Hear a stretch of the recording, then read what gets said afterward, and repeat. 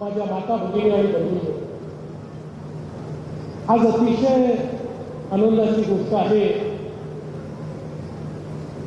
की क्रांतिकारी, क्रांतीवीर, स्वतंत्र संग्राम सेनानी शेख दादाजी नाईक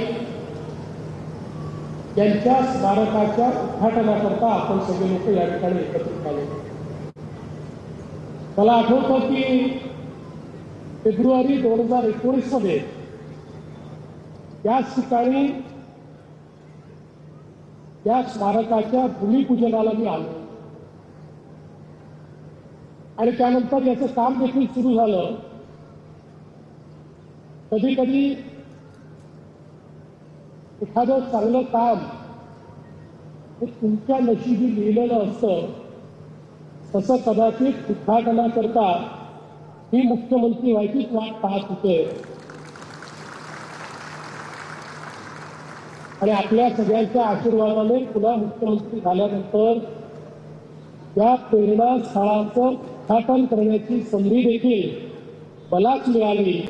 त्याबद्दल मी खरोखर या समितीचे अतिशय मनापासून आभार मानतो. अतिशय सुंदर अशा प्रकारचे स्मारक झालंय.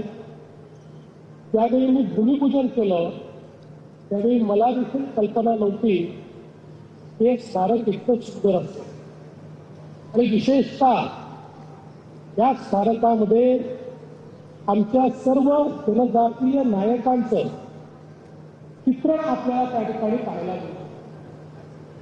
भारताच्या इतिहासामध्ये खरं म्हणजे स्वातंत्र्याचा लढा छत्रपती शिवरायांनी सुरू केला आणि त्यानंतर सातत्याने आक्रमकांच्या विरुद्ध आपल्या समाजामध्ये वेगवेगळे लोक लढत होते आणि या लढणाऱ्यांमध्ये आमचे जनजातीय नायक, आमच्या आदिवासी समाजाचे अनेक नायक हे त्या ठिकाणी इंग्रजांसोबत, मुघलांसोबत लढलेले आपण बघितले. पण दुर्दैवाने इतिहासाने त्यांच्यावर अन्याय केला आणि त्यांचा इतिहास हा आपल्यापर्यंत पोचूच दिला नाही.